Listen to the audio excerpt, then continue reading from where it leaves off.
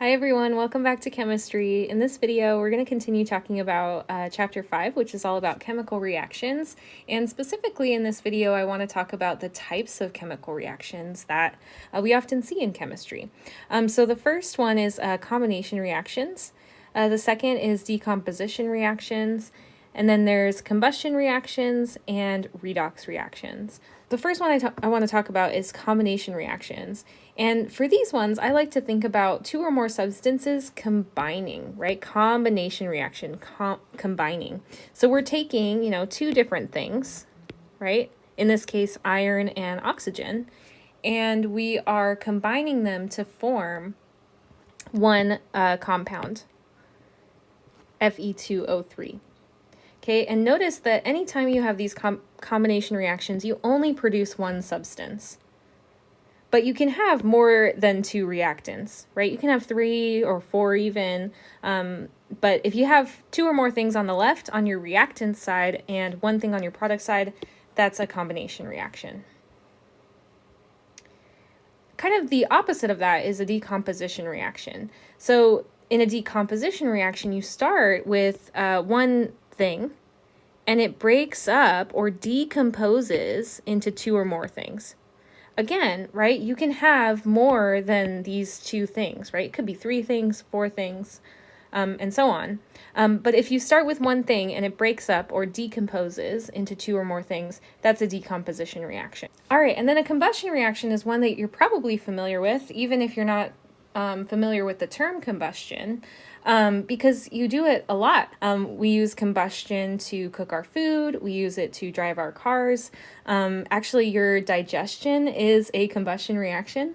And so a combustion reaction actually is referring to anything where we take a hydrocarbon, something, and that's a new vocab word, hydrocarbon. It just means that there are only carbons and hydrogens in the substance, so hydrocarbon. We take some generic hydrocarbon, and then we add oxygen gas, O2. Remember, oxygen is one of our diatomic molecules, so it exists as O2.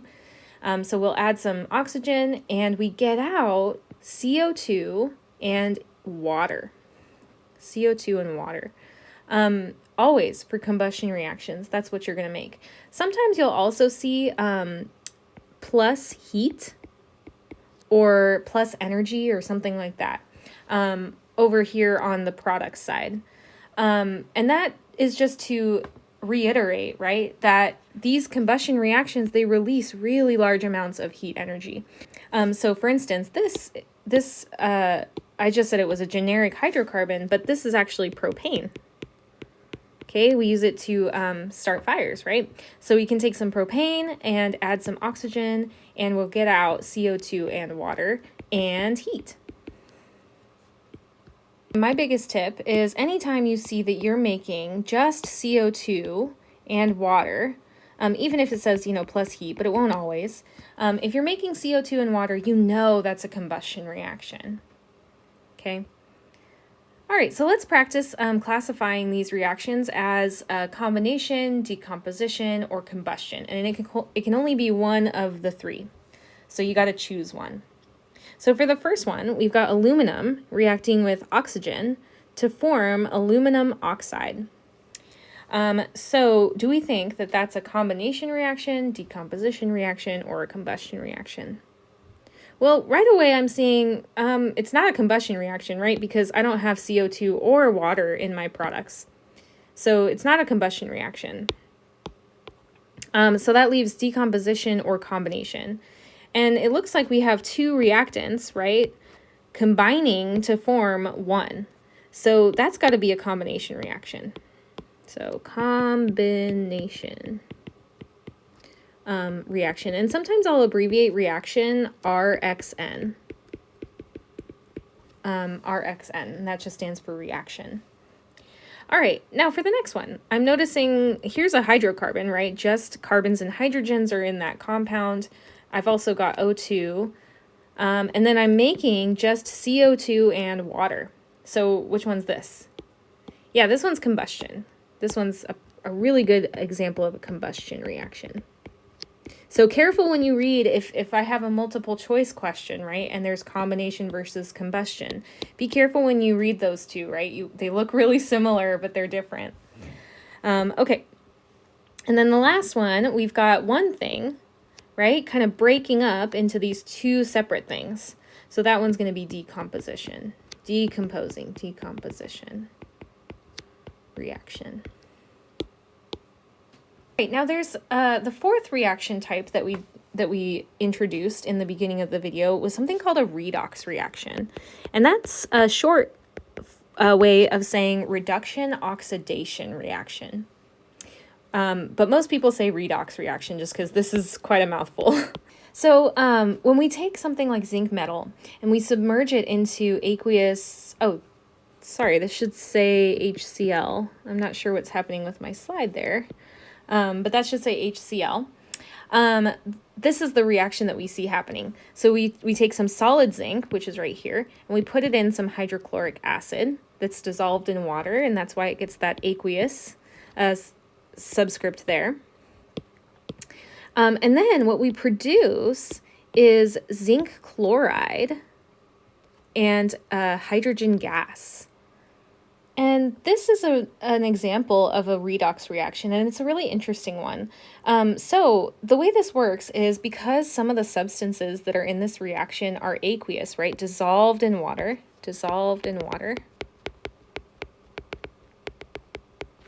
That actually makes it easier to separate them into ions, and we'll talk about why that is when we talk about polarity next week. But for now, we can just think about the ions that these are separated into. So in this reaction, we start with solid zinc, right? Just zinc by itself, no charge, right? And then when we add that to HCl, HCl actually is dissolved in water. And because it's dissolved in water, it actually breaks up into these two different ions, which is the H plus ion and the Cl minus ion. But now zinc being a metal, it actually wants to lose some electrons. Remember that metals typically are going to lose electrons because it's usually easier to do that than to gain lots of electrons. So zinc's no exception to that. Zinc wants to lose electrons. And specifically, zinc here loses 2 electrons. And hydrogen gains those electrons. So zinc loses electrons and hydrogen gains those electrons. Hydrogen went from being H plus to being regular old hydrogen, no charge.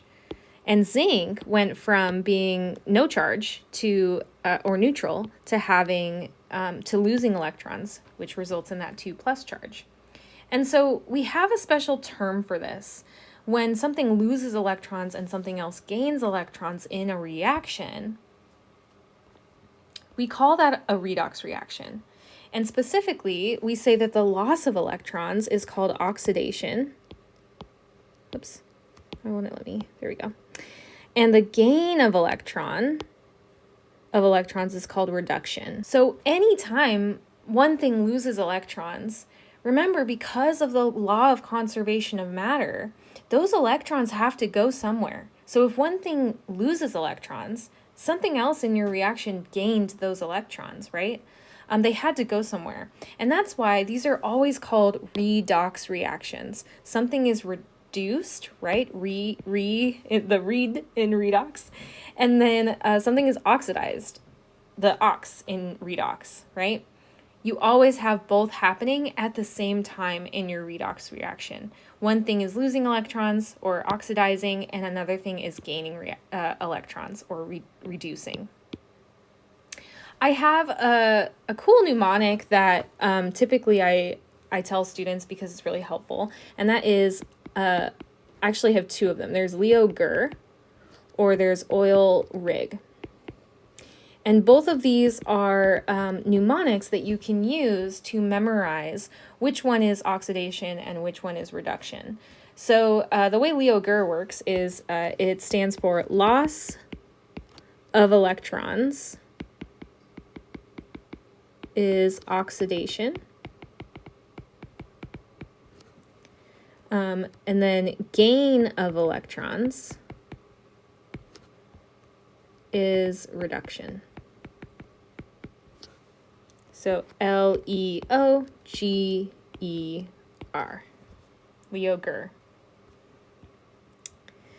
And then the other one is oil rig, and that stands for oxidation is loss of electrons. Reduction is gain of electrons.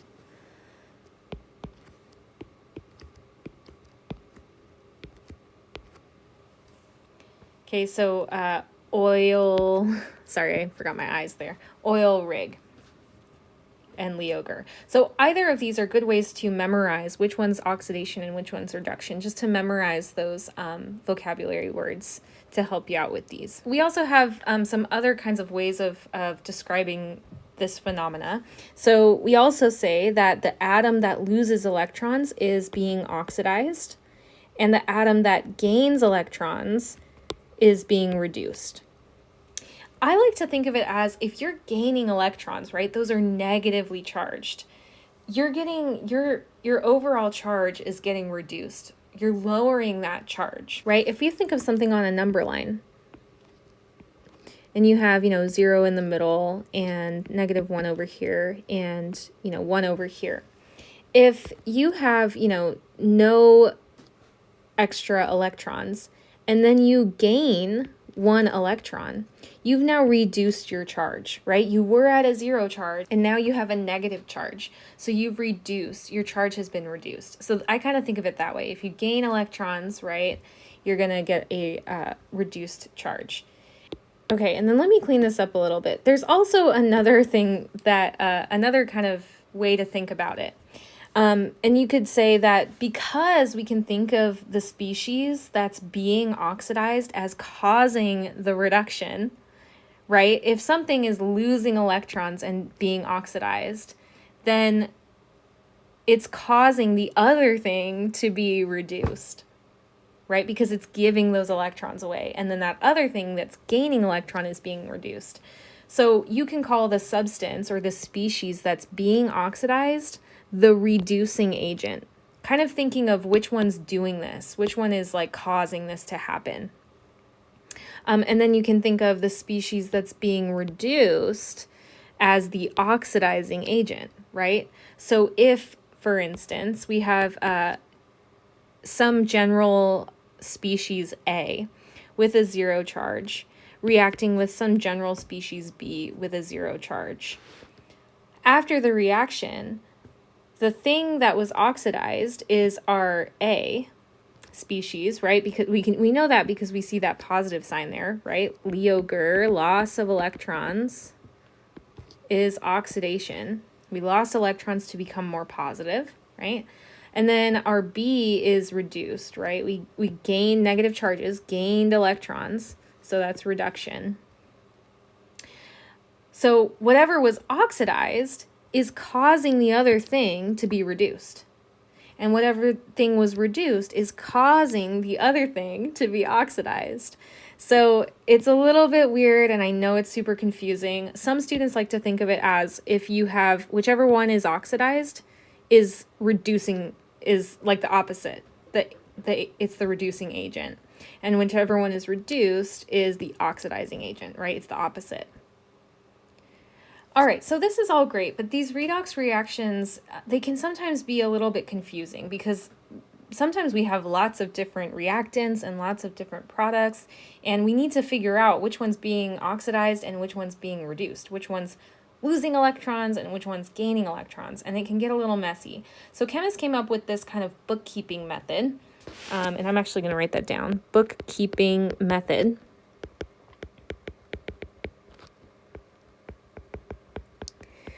Called oxidation states, or sometimes oxidation numbers is what you'll hear as well. And what we do is we assign these oxidation states or numbers to different elements in our chemical reaction to determine which one is being oxidized and which one is being reduced. Because remember, if something's being reduced, something had to have been oxidized, and vice versa, right? If something's losing electrons, something else has to gain them. They can't just disappear. So here are some tips for that, and these will make a lot more sense as we practice it. So these are kind of the rules for oxidation states, or for assigning oxidation states. So the rule is, for a neutral element, neutral elements have an oxidation state of 0. And I like to think of this as like they have no charge. Okay, there's no charge. They're just elements existing in their natural state. So for sodium, right, when you just look at sodium without any charge to it, it's got no charge, so it's got a 0 oxidation state. Cl2. Now, Cl2 is bonded to something else, but Cl2 exists as Cl2 in its natural state. This is a neutral compound, Cl2. Okay, and chlorine is not forming an ion with another chlorine in this case. It's just chlorine bonded to itself, right, in its elemental state, so it's got no charge. So anything in its elemental state, any neutral element, has an oxidation state of 0. And then anything that has formed an ion, okay, anything that's formed an ion, maybe is in an ionic compound, right? The oxidation state is equal to the charge on that ion. So for instance, if we have something like NaCl bonded together, we know, right, this is an ionic compound. This is an ionic compound, which means, right, something has gained electrons and the other thing has lost electrons. So we have ions here, right?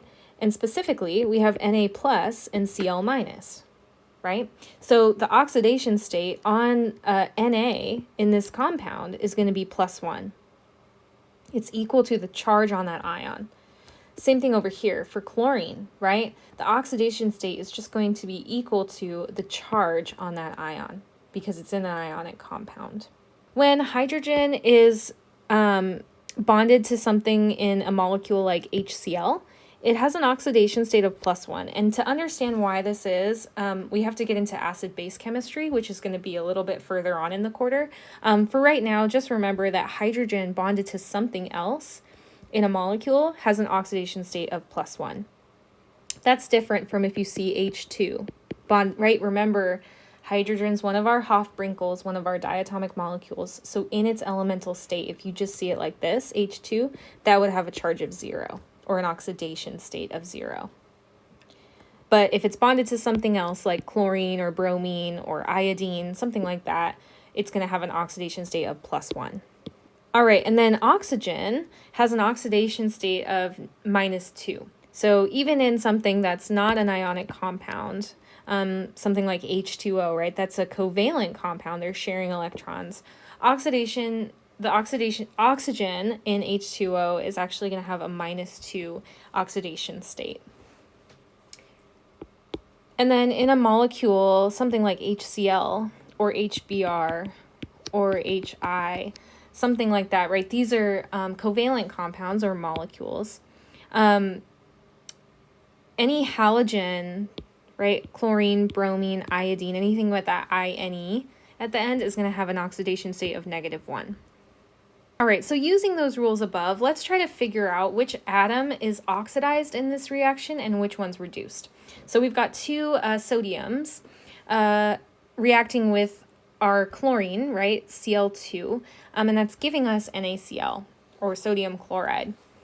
So looking here at this Na, the first thing that I like to do is I like to assign oxidation states to each of these elements in the reaction. So for sodium, right, sodium is over here on the left, it's just sodium by itself. It's not an ion, right? It's just sodium atoms. It's an ion over here, right? So that's going to be a little bit different. But sodium just by itself in its elemental state, neutral sodium, that's just going to have an oxidation state of 0, right? Because that's following, and let me erase some of this. That's following this first rule, a neutral element, right? Sodium just by itself on its own, neutral sodium has an oxidation state of 0. So that just gets a 0. All right, what about chlorine? Chlorine, Cl2, right? Chlorine's one of our Hofbrinkels. So it exists as Cl2 in nature. Okay, that's its elemental form. So that's also going to be just the neutral element, chlorine. So it's just going to get that oxidation state of 0, just in its elemental state. All right, now after the reaction, we've got sodium chloride. Now remember, this is an ionic compound. So right away I'm thinking, all right, well, there are ions in here. And if there are ions, the oxidation state is no longer going to be 0, right? It's going to be equal to the charge on that individual ion. So for sodium bonded to chlorine in an ionic compound. What's the charge on sodium when it's in an ionic compound?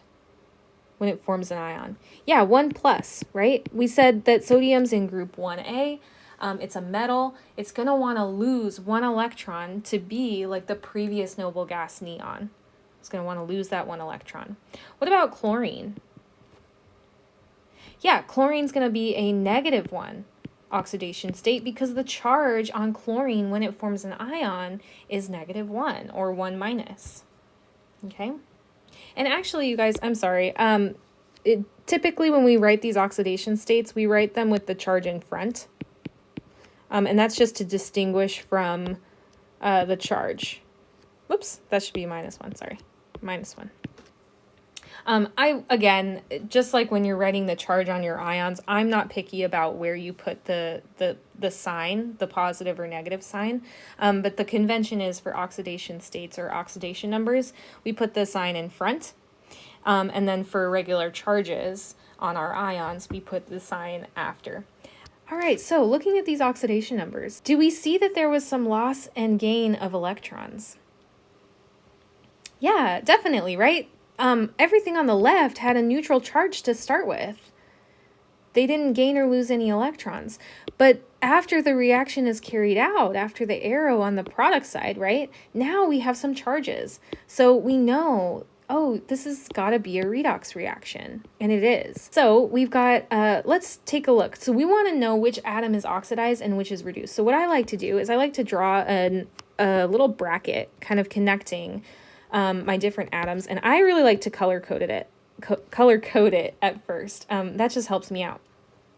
Okay, so for sodium, the blue, sodium went from a 0 charge to a +1 charge. So using our Leo-Gur or oil rig, whichever one your brain likes more or remembers easier, Leo-Gur or oil rig, was sodium oxidized or reduced? Did it gain electrons or lose electrons? It lost electrons, right? It went from 0, no charge, to a +1 charge. So it had the same number of protons and electrons over on this side, but now it's lost 1 electron, resulting in an overall positive charge because it's got more protons than electrons. So this one lost electrons, which is oxidation, right? Oxidation. So we would say that sodium was oxidized. Now, if one thing is oxidized, something else has to be reduced. So let's double check. If you assigned, this is kind of the step where if you assigned your oxidation numbers incorrectly, this is where you'll be like, wait a second, like what's going on here? Because you're always going to have something oxidized and something reduced. So for this case, we've got chlorine, which went from a 0 charge to a -1. So was it oxidized or reduced? Did it gain electrons or lose electrons? Yeah, it gained electrons, right? And the gain of electrons we call reduction. So it was reduced. It gained those negative charges, reduced, gained electrons. So if sodium is being oxidized, it is also causing something else to be reduced. So we would call it the reducing agent. It's causing the reduction of chlorine. Likewise, we would say that chlorine is the oxidizing agent for sodium because it's causing that oxidizing to happen. All right, now sometimes when we look at these reactions, it can be helpful to kind of split them up into something called half reactions. And the cool thing about half reactions is that it shows exactly what's happening to each chemical species. It shows, okay, what's happening to sodium, my thing that's oxidized, and what's happening to chlorine, my thing that's reduced. So it takes this one reaction, though this is the same one that we looked at just above. It takes this full reaction and it splits it up into half reactions, where we're looking at each chemical species separately, the thing that's being oxidized and the thing that's being reduced. So for instance, just looking at our sodium right now, right?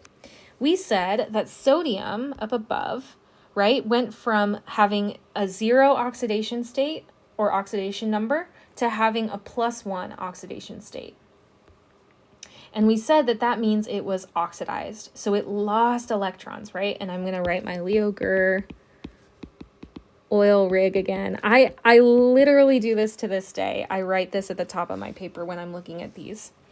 Okay, so we said that it was oxidized, which checks out, right? We have an oxidation. So we would call this our oxidation half reaction. So we're going to take just the thing that was oxidized and we're going to say, okay, well, I start, right, with my 2 Na atoms, right? Just copying down what I see up here in my full equation. And I'm going to ignore my chlorines right now because they're not important right now, right? They don't matter in the oxidation half reaction. We're just looking at the thing that was oxidized. So we have on the right side of the equation, right, copying down my arrow. On the right side of the equation, I've got my Na plus, right, because I lost electrons. Specifically, I lost 2 electrons because I have 2 Na atoms, right? And each of those Nas lost 1 electron each. And then for reduction, now I'm only going to look at the chlorine. So just looking at chlorines now, I start with 1 Cl2 molecule, and then you'll notice that my electrons, instead of being on the right side of the equation like they were over here, they're now on the left, and that's the convention. So electrons that are lost, we write those as products, and electrons that are gained are written as reactants. So we take our Cl2, right? Just copying what's up there down. And then it's gaining 2 electrons. So we have to indicate that right there. And then we've got our arrow. And so after the reaction, we've got our 2 Cl minus ions. And now if you added up these 2 half reactions, you would end up with the full reaction. So kind of cool. And you'll practice this on one of your pods. I do want to mention though that with these half reactions, I'm not super concerned about that you have the correct, number of electrons here, or that your coefficients are super perfect. I just want to make sure that you can split it up into showing, oh, okay, one thing has electrons in the product side, and that's the thing that lost electrons.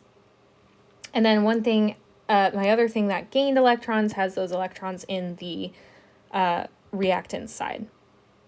All right, before we go, let's try one more practice problem because I know this can get pretty tricky. So it says, consider the reaction below, and then it's got a reaction for us that looks like we haven't balanced yet. And it says, first, you want to balance the equation using coefficients, right? So practicing our balancing. And then you want to determine the oxidation state of each atom in the reactants, and then each atom in the products. And then we want to use those oxidation states, right, our bookkeeping method, to figure out, okay, well, which one was oxidized and which one was reduced. So we've got, and let's just do this over here. So we've got Fe, and I'm going to leave off the states just because I feel like it can get a little messy, and I'm not super concerned about the states for this question. So we've got Fe plus O2 giving us, and let me leave a blank leave myself some space there. giving us Fe2O3. All right, so remember our balancing steps, right? I'm going to draw that line separating my reactants from my products. And I'm going to list what types of elements I have. So I have iron and I have oxygen, and then on the right I have iron and I have oxygen. Sorry, it was bugging me that looked weird. All right, so let's balance this. So on the, I like to just assume I have one of each at first. So if I have one iron to start with, and I don't see anything here for my subscript, so it looks like I just have one iron total on the left. And then remember, this coefficient gets multiplied by our subscript on our oxygen, so that's going to give us 2 oxygens over there. And then on the right, we've got, let's see, looks like now we've got 2 irons on the right, and what is it, 3 oxygens on the right, right? Multiplying, sorry, that coefficient by our subscripts there. Okay, so this is not balanced, so we got to do some balancing. So what can we do? Well, automatically I'm thinking, what if we make, I don't know, I'm noticing that 2 and 3, right? The least common multiple between 2 and 3 is 6. So I think I might have to get these oxygens to 6. So let's make this coefficient on the right, let's just change that to 2 and see what happens. So once I change that to 2, I've now got 4 irons and 6 oxygens. Okay, so on the left, I can make this a 4 in front of iron, and that's going to give me 4 irons. And then, oh yeah, this is perfect. And then I can change this coefficient in front of my oxygen to 3, and that's going to give me 6 oxygens. So the ratio that these react in is, 4 to 3 to 2, right? I put in 4 irons and 3 oxygens, or O2 molecules, and I get out 2 Fe2O3s. All right, so that is balanced. So let me just copy that over here. So 4, 3, and 2. All right, and then we'll erase some of this. And then I just want to make sure that we can see this.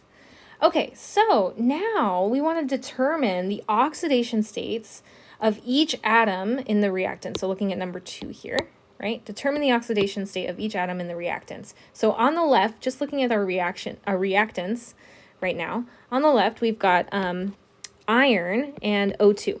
So for iron, what's the oxidation state on iron? Yeah, just 0 here, right? It's just iron in its elemental form. It hasn't gained or lost anything. It's just iron by itself, regular old neutral iron. So just a 0 oxidation state. Oxygen is one of our Hofbrinkels, right? So it exists in nature as O2. That's its elemental state. So that's also going to get a 0 oxidation state. Now, Fe2O3, is that ionic or covalent? Yeah, it's ionic, right? And this is where it becomes really important that you understand that transition metals can form variable charges. So we need to know what the charge on iron is. It's unpredictable. It depends on what it's bonded to. So we have to look to something that doesn't have variable charges, something like oxygen. When oxygen forms an ion, right? This is in an ionic compound. When it forms an ion, what ion is it going to form? Yeah, it's going to form a -2 ion. So it gets a -2 oxidation state. But think about it. We have 3 oxygens here, each with a -2 charge. So we have to multiply that. So on the right side of this compound, that's a total of -6. So what does the charge on our iron have to be? If remembering that we have 2 of them. Well, if you did it in your head, that's great. If you need to kind of write a little algebraic expression for it, you can. So we want to know what times 2 equals +6. Now, I got the 2 from here, right? Because I have 2 irons. And I got the +6 because I know in an ionic compound, the final compound has to have no charge. So if the right side of our compound has a -6 charge, then the left side has to have a +6 in order for that whole thing to be neutral. Okay, so that's where I got that positive 6 from. So what number times 2 equals positive 6? Yeah, 3, right? Positive 3. Oops, and let's actually make that blue. Right, because 3 times 2 equals 6. So that's the charge on my iron in that compound. It's got to be positive 3. All right, so I've zoomed out a little bit so that we can see this whole thing. So we just finished, let's see, we did this one and we did this one. So we're on number 3 and it says oh, we actually did that as well. So we're on the very last one. So it says which atom is oxidized and which is reduced, right? This is why we figured out why we assign these oxidation states is so that we could figure out which one's oxidized and which one's reduced. So for iron, iron goes, and let's do iron, I guess we'll do it in blue. Iron goes from a 0 charge to a positive 3 charge. So was that oxidized or reduced?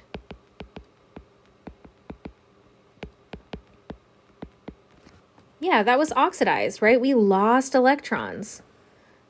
Lost electrons to become more positive overall, right? So iron was oxidized. Now, oxygen, we're assuming probably was reduced because if one thing's oxidized, the other thing should be reduced. But let's just double check because if it wasn't the case that happened, then we know we did something wrong. So oxygen goes from a 0 charge to a -2 oxidation state. So was it oxidized or reduced? Yeah, reduced, right? We went from 0 to -2. We gained 2 electrons. So that was reduced.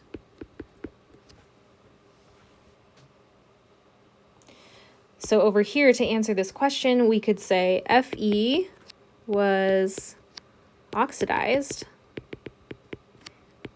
and oxygen was reduced.